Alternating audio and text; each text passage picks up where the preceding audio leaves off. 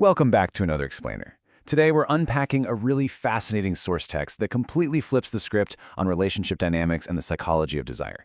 We're not looking at your standard run-of-the-mill dating advice here. This is a deep dive into why the traditional rules of attraction are totally failing so many people right now, and how shifting your internal state can completely transform the way you are perceived. So let's just get right into it. Why is it that trying harder actually seems to make things worse? This is the core paradox the text explores. The author argues that society has essentially handed men the completely wrong instruction manual for attraction. And because that manual is so flawed, all this intense effort guys are putting in is actually having the exact opposite effect. They try harder, they invest more, and they literally end up repelling the exact people they want. It's a super frustrating cycle, but to break it, we're going to have to unlearn a lot of what we think we know. Here is our roadmap for this explainer. We're going to cover the wrong manual, behavior versus internal state, myths about attraction, the 4 fatal errors, and finally, the value of your attention. Part 1. The wrong manual. The text kicks things off with a pretty wild statistic. The author points out that male testosterone levels have actually dropped by 53% over the last 5 decades.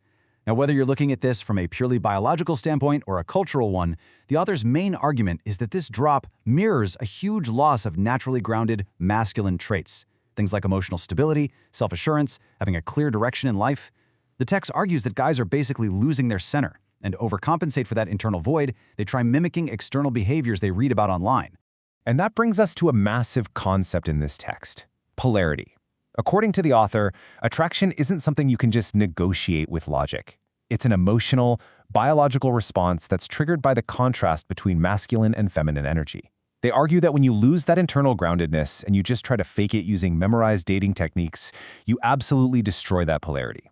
You aren't being naturally attractive, you're just putting on a performance. And let's be real, performances, no matter how good they are, always fall apart eventually.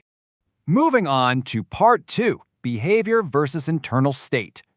What's really cool about this is how it shifts our entire focus. The text uses this brilliant analogy of stage fright. Imagine a guy who is absolutely terrified of public speaking, right? His heart is pounding out of his chest, his hands are shaking. Now, if you only fix his physical posture, you tell him to stand up straight, project his voice, but he's still internally panicking, that speech is still going to be a total disaster. The audience is going to feel that terror. The author says the exact same thing happens in dating. Millions of guys are trying to project confidence with the perfect technique while feeling totally insufficient on the inside. Compare that to someone in a relaxed state with zero technique at all. That natural ease is what actually commands the room. Let's look at a super everyday example from the text. Opening a door for someone. Is that an attractive, gentlemanly thing to do? Well, it depends entirely on the guy's internal state. If he opens the door just because he's genuinely courteous and expects literally nothing in return, it's highly attractive. But if he sprints ahead to grab the door, internally begging to be seen as a nice guy so he can get some validation, that exact same physical action suddenly reeks of desperation. The behavior is exactly identical, but the intent changes everything. All right, Section 3, Myths about Attraction. We have all been sold this totally false equation by society. Resources plus effort equals attraction. The narrative is basically, if you just acquire enough money or enough status and you put in a relentless amount of effort, attraction will just magically happen. But the author completely debunks this. Attraction is not a math problem you can solve. You literally cannot buy genuine desire, and you definitely can't use logic to force someone into feeling a biological spark for you. Because we buy into that flawed math, the text says guys fall into 3 major traps. First, they build a great physique at the gym, but not out of self-respect, purely hoping someone else will validate them. Second, they rely on these rigid, pre-planned texting routines to fake confidence. And third, they try to fix a breakup by going out and buying a flashy new car just to prove their worth. The source warns that if any of these things are driven by a desperate need for external approval rather than genuine self-love, they are never going to generate real attraction. Which brings us to Part 4. The 4 fatal errors. Operating from that broken internal state we just talked about creates some very specific symptoms. The author identifies 4 absolute attraction killers. Neediness, which is basically disguising your anxiety as interest. Overinvestment, like taking someone to a 5-star restaurant on a casual first date just to overcompensate. Hyperavailability, where you're dropping everything you're doing to reply to a text in 3 seconds flat. And finally, the fear of rejection, which turns guys into these highly filtered, totally watered-down versions of themselves because they're terrified to show who they actually are. So ask yourself this question straight from the text. Does your emotional state depend on her behavior? Does a delayed text message send you spiraling into anxiety? Do you instantly wonder what you did wrong the second there's a moment of silence? If your emotional baseline is entirely dependent on someone else validating you, you are operating from a place of profound neediness, and that is what fundamentally kills attraction. And finally, Section 5, the value of your attention. We've diagnosed the problem, so let's talk about the cure. The text introduces what we can call the electricity paradox. Think about electricity for a second. It is incredibly valuable, right? It powers our entire civilization. But how often do you sit around feeling grateful for it? Probably only when the power goes out. Because it's always there, its value essentially becomes invisible. The author argues that your attention works the exact same way.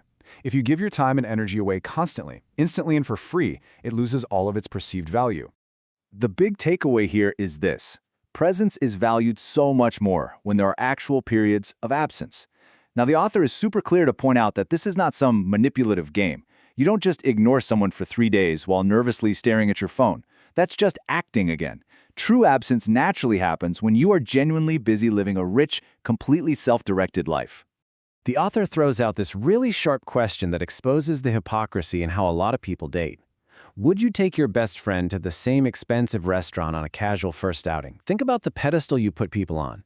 Would you literally bankrupt yourself trying to impress your best buddy just to hang out on a Friday? Of course not. So why on earth do it for a stranger you just met? Removing that pedestal is the absolute first step to reclaiming your power and behaving authentically. Ultimately, the text argues that the solution is a radical return to yourself. Genuine attraction is formed through space, tension, and contrast. And you cannot fake those elements. They only happen naturally when you take all that intense focus you've been putting on getting validated by others and you redirect it toward yourself. Go to the gym for your own health. Build wealth for your own freedom. Cultivate hobbies just because you actually enjoy them. When you build a life you love, you naturally become the prize rather than the person begging for one.